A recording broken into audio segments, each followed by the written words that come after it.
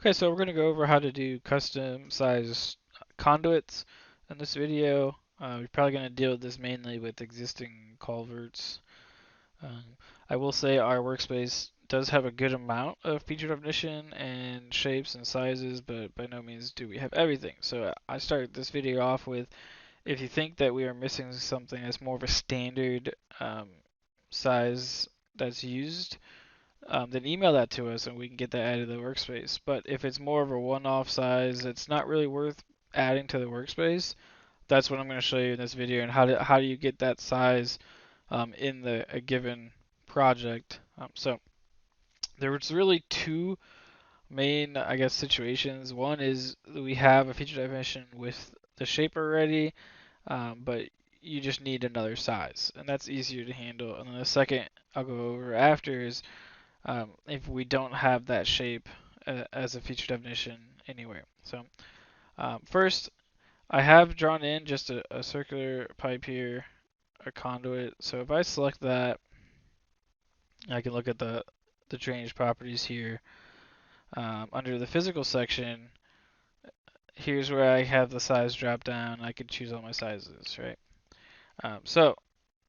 If you know what size you need, and you want to, and it's not here, the easiest thing to do is to switch this off of catalog conduit and change it to user defined catalog. And now you could just key in the diameter you needed. I don't know, I'll just type in something like maybe it's 180. And now I have a user defined uh, size here. So that's really easy to just have a custom size there. The wall thickness probably shouldn't be 1 inch if it's concrete, but um, nonetheless, there's a little thing there where the wall thickness doesn't refresh the view. So you notice I changed that. I had to change the diameter to get the size to refresh. So that's just a little quirk if you guys are wondering. If you close and reopen, it would have fixed itself. But so that's the quick way to do it. Now, if you are going to run like a storm event or something with design, and you really want those different sizes still available to you from the catalog side, uh, another way to add that size is you can add it to this drop down. And so the way you do that is this catalog right here says type B. You're gonna go to that catalog and just add that in there. So I'm gonna go up to my drainage utilities workflow under components, and I'm gonna open my conduit catalog. I'm gonna go and find that catalog. So type B. This one is the one that was using, if I remember right. Yep. And then here's all those sizes listed. So that's how that drop down is being populated. So if you need another size, you come here. This is the labels. This is what you see in the drop down. And then if this is what the actual inside diameter is in inches, so you could type in that value. And the other thing that you want to set is the wall thickness. What wall thickness do you want it to be? Alright, so I've added it to this catalog, but specific to this file, this project. So you go to another project, you won't see that there. So now, if I look at my properties, my drainage properties for this conduit, I go to physical, I can have that drop down, or sorry, this drop down with the sizes, and I should now see that one that I just added. Okay. All right. So that is how that is working. That's not too hard to add custom size.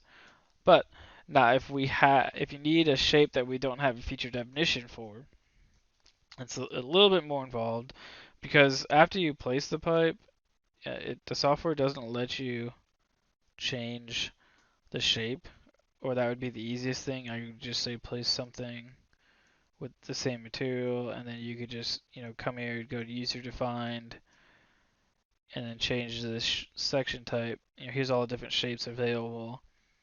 I would say you could just come here and change it, but it won't let you do that. After you place it, that shape has to stay. So you notice it's not accepting that, and so I got it to work there, but it won't stay. So once I click off of this, nothing will save here. The shape's not updating. I click off and click back on. Um, Still on box. Eventually that will go back to a circle. So that's it's not gonna work like that. So I don't recommend doing that. So what we have to do is really we had to create another feature definition before we place it. So what we can do here is just take an existing feature definition that has the same, it's similar to what you need. Now what you want to do is not grab any of the box culvert ones. So I'm going into my Explorer, under libraries, feature definitions, I'm going into our drainage and utilities, conduit, stormwater. So depending on what you need, if you're dealing with existing, um, don't use any of the box culverts because these have custom line styles for the plan view. So your plan view it's just not going to look right. So all I would suggest is like if you're dealing with concrete, grab a copy of concrete one, or if you're dealing with corrugated metal, just grab that. The shape doesn't really matter, but this way, the way the display and every symbology and all that stuff, you don't have to worry about editing because it's already been set up and defined. So all you're gonna do is say you have a custom shape. I don't know, maybe it's an arch or something. You're gonna come here and copy one of these existing feature definitions. And then, so we're inside the library, right? We can't edit the library. So we're going to collapse libraries after we copy it. And then we're going to go into the active file here that's listed, so whatever file you've opened. So you should be in your drainage file. And we'll go into feature definitions, under conduit, under stormwater, and now, if you haven't actually placed any existing features, then this existing folder might not be there. Just depends on what you've drawn so far. As you use the things, the feature definitions, they automatically get copied into this section, so they're copied into your file. So I will just right click on that folder where I want it and I'll paste it. Okay. So you see there, I had already used it, so I pasted and added a name to it. Okay, if you don't have the existing folder, just right click, new category, and then just name it existing. It's not a big deal. So now I have this copy here. I'm going to change the name of this. You can see I already did this earlier as a test. So I'll come in here, right click on it, rename, whatever I want it to be. So this is, concrete arch, I don't know, 2, since I already have that name up there. Alright, so I made this one, but I still haven't defined the shape on it, right? So all the shapes on these feature definitions are coming from a prototype, right? So if we look right here, here is the prototype being defined. So we don't want to use that. We want to use the prototype for the shape that we want. So in this case, an arch. So I'm going to come back up to my prototypes. I'm going to open here, open the prototypes dialog. And at the top there is a user defined one. So you can copy this. You can use this directly. Really whatever you want. It's a starting point. So I'll just duplicate it. And I'll just say this is, concrete arch or something. Alright, and I'm going to right click on that and I'm going to hit properties. And so in here, I'm going to set up the properties of this. So I want, under the physical, I'm going to make sure this is not set to catalog conduit. And I'm going to go to user defined. I'm going to pick my shape. So in this case, I want an arch. I can type in my rise and span, my whatever else I need to set here.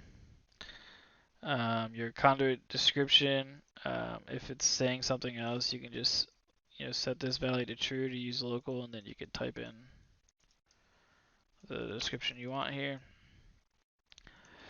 Alright, so now that I have that prototype created, I can come over here and say, you know what, I want, this feature definition that I just made, I want it to use the prototype I just made. So, um, where did it go? Concrete arch, there's one I just made. And now I'm ready to go.